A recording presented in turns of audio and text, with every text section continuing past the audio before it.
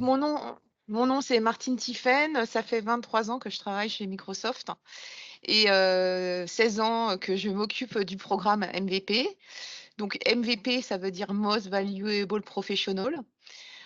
Et donc je vais vous présenter, le programme MVP et vous informer, vous donner plus de détails sur ce programme, en quoi il consiste, comment on peut devenir MVP et cetera. Et je m'occupe donc, de ce programme, des MVP pour la France, mais aussi pour d'autres pays, donc la Belgique francophone, la Suisse francophone, la Nouvelle-Calédonie et également, tous les pays d'Afrique.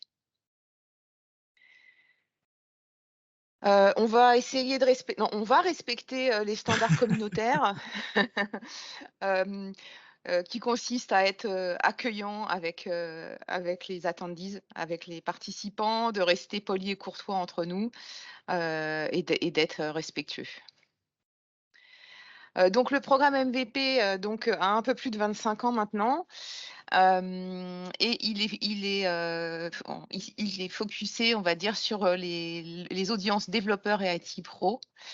On a un peu plus, de 3 300 MVP dans le monde qui sont répartis dans 90 pays. Donc les MVP, en fait, ce sont des experts, techniques qui partagent bénévolement leurs connaissances au sein des communautés. Donc il y a effectivement le côté technique, donc ce sont vraiment des experts techniques, qui sont, à la pointe en termes de technologie et également qui sont, passionnés par les communautés et par la technologie et qui ont envie de faire grandir les autres. Donc vous voyez un petit peu la répartition dans les différentes, zones géographiques. Donc, Amérique du Nord, l'Amérique du Sud, donc la région EMEA dont fait partie la France, EMEA pour Europe, Middle East, Africa. Donc on est la région où on a le plus grand nombre de MVP. C'est aussi une région qui est quand même aussi très importante. Et puis la dernière région, c'est, l'Asie, Chine, Japon, Australie.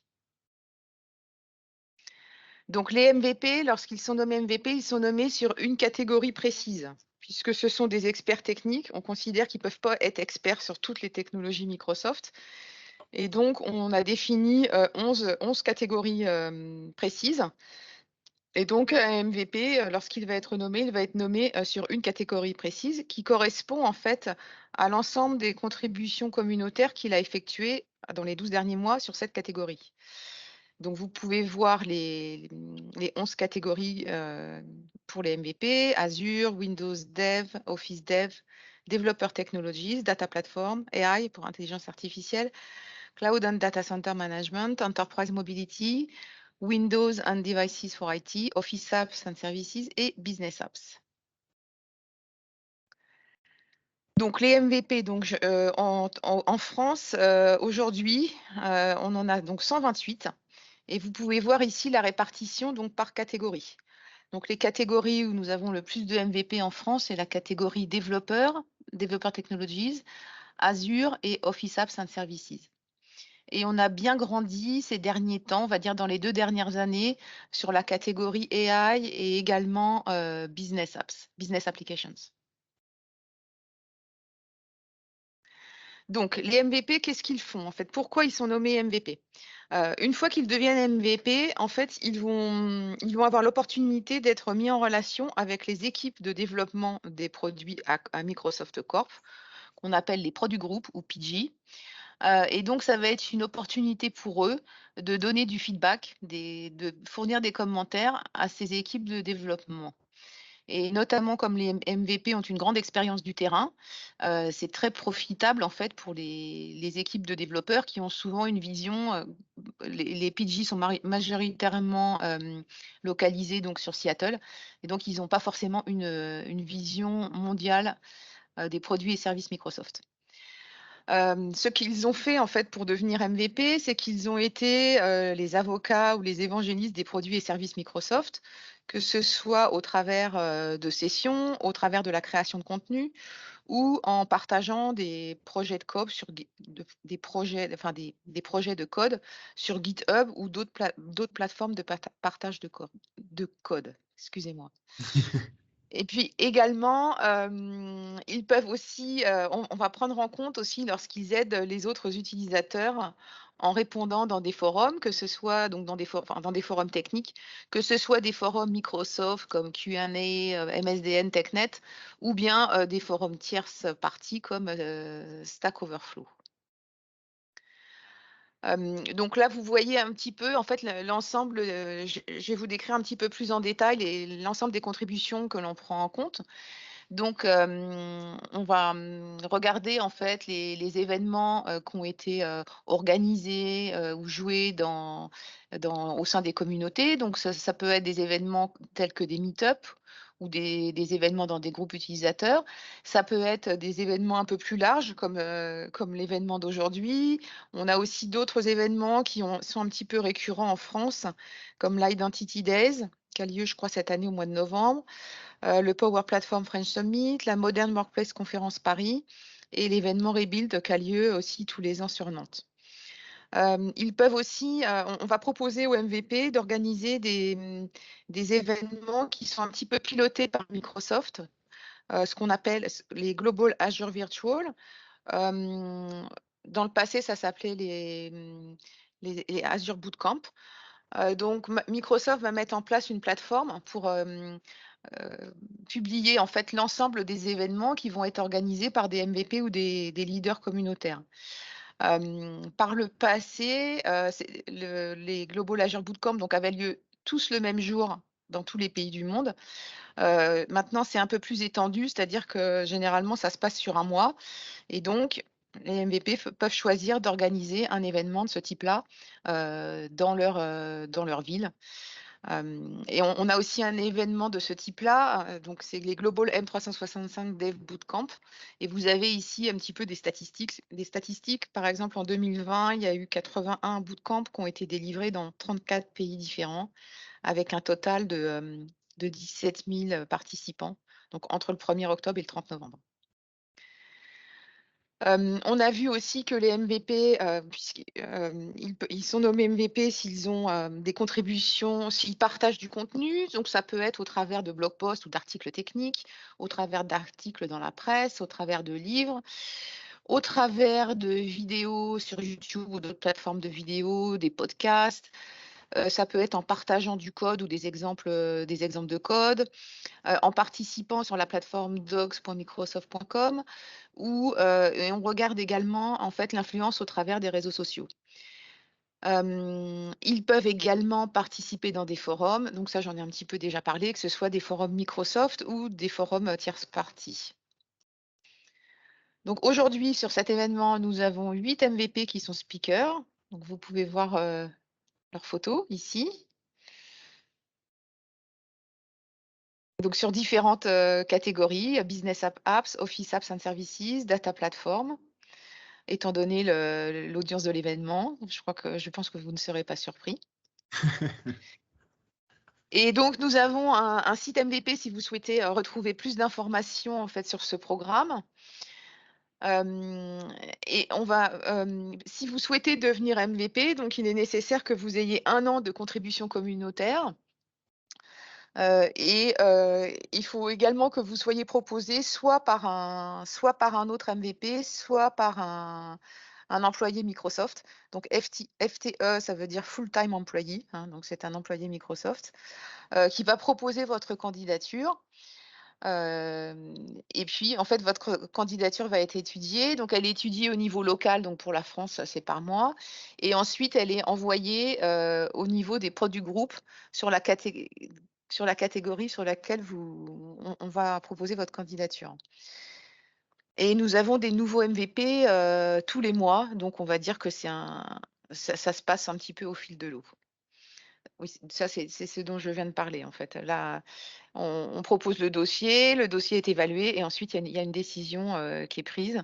Et donc les annonces de tous les nouveaux MVP se fait à chaque début de mois, le 1er du mois vers 17h pour la France, puisqu'en fait, les emails partent des US et il y a 9 heures de décalage. Et donc pour finir cette présentation, je regarderai par la suite s'il y a des questions. Donc j'ai un invité spécial, Bah, je Guillaume. suis spécial, je ne sais pas Martine, mais Si, j'en ai qu'un, donc j'ai dit spécial. Voilà. Donc Guillaume qui est MVP depuis novembre 2019 sur la catégorie Data Platform. Et donc, tu as été nommé MVP parce que tu étais l'un des organisateurs du club Power BI, enfin du meet-up Club Power BI. Ouais. Tu avais co-organisé, tu avais été speaker aussi dans différents événements Power Saturday et puis dans d'autres conférences au meet-up. Et donc, Guillaume, j'aurais 2 questions à te poser, en fait, puisque tu es MVP. Donc, tu vas pouvoir donner un petit peu ton expérience, partager ton expérience.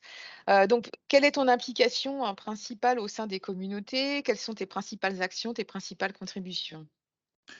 On va commencer par l'ordre, hein. Aujourd'hui, l'événement qu'on a fait aujourd'hui, hein, le Port 365 forcément, et après je reprends un petit peu ce qu'il y a sur le slide au final parce qu'il y a le club Power BI pour ceux qui ne le savent pas. Alors, dans le public, je sais pas beaucoup qui sont dans la BI, un petit peu à droite à gauche, mais il y a le club Power BI qui aujourd'hui regroupe 4000 membres. Maintenant, ça a un petit peu évolué et on fait, par mois, on fait jusqu'à 3 meet-up par mois, donc c'est assez vivant. On a 8 régions en France, hein, Paris, Lyon, Nantes, Marseille, on a Strasbourg maintenant et on a Lille forcément. Donc on a 8 régions qui travaillent d'arrache-pied toute l'année pour proposer 2 à 3 meet-up par mois, donc quasiment un par semaine. Et donc maintenant je fais partie de l'organisation générale France sur ce truc-là. Et puis tous les ans on fait notre grande messe nationale qui s'appelle le Power Saturday. Ils nous battent, hein. Aujourd'hui nous on est 450 quasiment aujourd'hui attendees online tout confondu. Et on est plutôt sur 1000 hein, sur Paris. Ils ont un peu plus d'expérience que nous aussi quand on l'organise. En tout cas, c'est pas régional, c'est parisien et c'est national. Et puis, je m'occupe aussi énormément de la communauté à travers les forums qui existent sur Power BI. Pour ceux que vous connaissez, il y en a beaucoup de forums, et notamment le club Power BI qui a son propre forum, qui est francophone, qui est fréquent français, qui est animé par nous en français, et qui rejoint aujourd'hui à peu près aussi 3500 membres. Et puis, on diffuse énormément de contenu sur la chaîne YouTube qu'on a par rapport au Club Power BI, au Power Saturday. On est à peu près aujourd'hui à plus de 1000 heures de diffusion vidéo sur la partie Power BI. Donc, franchement, c'est vrai que ça commence à faire un peu de bruit. Et puis, voilà, on est aussi très, très souvent demandé sur les PPFS, enfin, sur les Power Platform Fresh Summit, pardon. On est aussi sur la MWCP qui a lieu en. Il n'est pas là, Patrick, c'est quand? Janvier 2022, voilà. Et le PPFS, c'est en novembre, hein, Patrick? 18, hein? C'est ça, hein. Voilà, on intervient beaucoup de choses. Et puis, au-delà de ça, c'est vraiment, comme tu disais, Martine, hein, c'est l'esprit communautaire, c'est l'esprit de partage, c'est l'esprit de passion. Hein, voilà. Pour être MVP, il faut donner un petit peu beaucoup de son temps, pas forcément le compter et toujours vouloir partager, quoi. Voilà. C'est un peu ce qu'on fait Oui, tout aujourd'hui, à fait. d'ailleurs. Ouais. Oui, c'est un point important, c'est qu'en fait, on cherche effectivement des personnes qui ont l'esprit de partage et communautaire parce que ça représente quand même je dirais un investissement, non négligeable pour Oui, rester politiquement correct, enfin un investissement très important, et donc si vous n'avez pas la passion, vous allez peut-être arriver à vous investir 1 an et puis après vous allez arrêter, quoi. Et vraiment les profils qu'on recherche, c'est vraiment des gens qui font quand on le fait par passion, en fait, on compte pas ses heures oui, et on a vraiment envie que ce soit bien, quoi. Et exactement. j'aurais donc une Oui, vas-y. une seconde question aussi, c'est d'après toi, quels sont les 2 ou 3 bénéfices les plus importants qui sont apportés par le fait d'être MVP, par le programme MVP? Alors très objectivement, alors c'est, on va dire très simplement, même s'il y a un peu une fierté d'être reconnu aussi par Microsoft là-dessus, mais c'est pas vraiment ça qu'on va rechercher en premier. C'est exactement ce qui se passe aujourd'hui, c'est partager avec du réseau, partager avec des gens de la passion, organiser, enfin, faire des événements comme ça qui permettent de fédérer des gens autour d'une passion commune, rencontrer des gens, ça c'est hyper important, parce que quand on fait les Power Saturday, les Power 365, enfin, tout ce qui est MWCP, etc. On rencontre énormément de gens. Et en fait, je pense qu'il y a un truc qui est très important. Je réponds à une question un peu à l'envers, et je regarde Patrick en disant ça. Je pense qu'il ne faut pas avoir peur de dire ah ouais, on fait un événement, mais les concurrents, ils vont venir pomper notre. Non, il ne faut vraiment pas dans cet esprit-là. Je pense que le fait euh, de rencontrer du monde, c'est très enrichissant, de partager, de faire du réseau. Ça permet aussi de recruter potentiellement des gens, de rencontrer des gens avec qui on va partager aussi après les événements. Et donc, l'intérêt, il est là. Et le troisième intérêt, s'il y en avait un, je pense que c'est aussi, ça peut paraître bête, mais c'est un avantage, je sais pas Martine si je peux le citer, mais je le dis quand même, c'est qu'on est un petit peu en avance, au courant de certaines choses en avance, parce qu'on est aussi là un petit peu pour tester, bêta-tester parfois. Et c'est aussi très important de pouvoir discuter avec les équipes, de pouvoir partager les nouvelles versions un petit peu avant les autres. et donc d'être un petit peu bêta-testeur, même si parfois on a des surprises à droite à gauche. Mais voilà, c'est aussi un inconvénient non négligeable de se dire en avance, on va savoir un petit peu ce qui se passe et d'être toujours un petit peu à la recherche de la nouveauté avant les autres. Et ça, je pense que c'est un truc qui motive aussi beaucoup de MVP. Voilà. Je sais pas, je Oui, crois, tout hein. à fait, mais ouais. Non, parce que le fait d'organiser des événements, de rencontrer du monde et cetera, tu pourrais très bien le faire sans être MVP.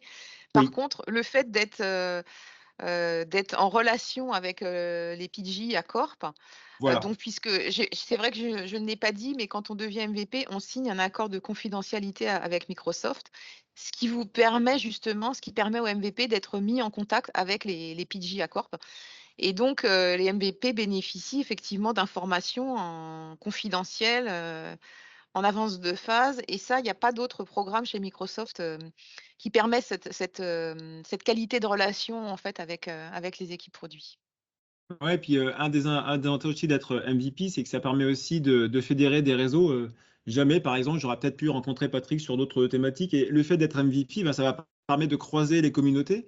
Et aujourd'hui, un Power 365, c'est différentes communautés. Donc, bah, les 8 MVP que tu as cités, hein, mais c'est aussi on va dire, des cross communautés. La communauté AOS, même si on l'appelle plus comme ça, la communauté Power BI, la communauté SharePoint, la communauté ce qu'on veut. Et Mmh. ça permet aussi de fédérer des événements plus larges. Et il y a je pense qu'une phrase qui pourrait bien résumer l'esprit MVP, c'est tout seul on va vite, mais à plusieurs on va plus loin. Et tout seul on va vite, c'est vrai, mais à plusieurs on va plus loin. Et donc quand on est plusieurs, on a plus de ressources, plus de force, plus d'idées, plus de moyens techniques, financiers, etc. Et ça, c'est aussi un bon moyen de pouvoir mettre en avant le programme. Enfin, je pense que c'est important de le souligner. Oui, je suis C'est tout. d'accord avec toi. Super. Donc voilà, c'est un beau programme. Et puis, l'idée maintenant, c'est que j'ai des ça qui sont très intéressés par le devenir. Donc, j'aurais promis qu'ils pouvaient discuter avec toi pour les questions. Et ça tombe bien, ta slide question vient d'arriver. La prochaine campagne, c'est quand, Martine, de nomination? Ça se fait au fil de l'eau, certes, mais le Oui, gros oui, flux. non, non, c'est vraiment tous les mois, hein, donc il y a OK. des nouveaux MVP qui arrivent tous les mois, donc s'il y a des candidats potentiels, voilà, on étudie leur dossier, tous les mois. Ce qui est important de savoir donc, c'est, qu'il est nécessaire d'avoir 1 an de contribution communautaire. Et je pense que c'est bien de repréciser ça, Martine. Qu'est-ce qu'on entend par un an de contribution communautaire? Alors donc ça veut dire, c'est toutes les types de contributions que j'ai expliquées, être speaker sur des événements, être blogueur, répondre dans des forums, partager du code sur GitHub, écrire des articles. Alors ça veut pas dire qu'il faut avoir absolument toutes ces contributions. Par exemple, je vais avoir des MVP qui vont être que speakers pendant toute l'année, pendant les 12 mois. Donc il est nécessaire qu'ils aient, quand même un nombre, non négligeable, de sessions.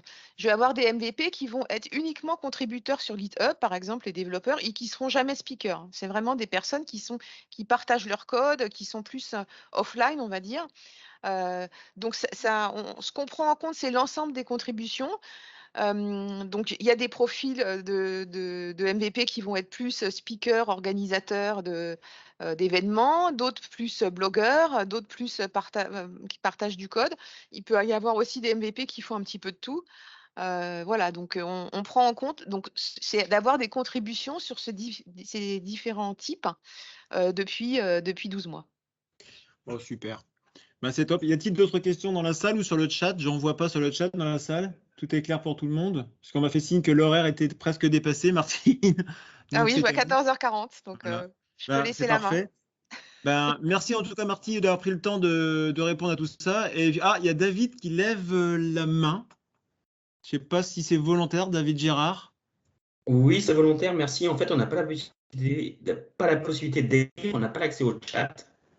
Ah, Par contre, j'ai une question. Oui, c'est quoi la différence entre Office Apps, en quoi ça consiste, et Business App?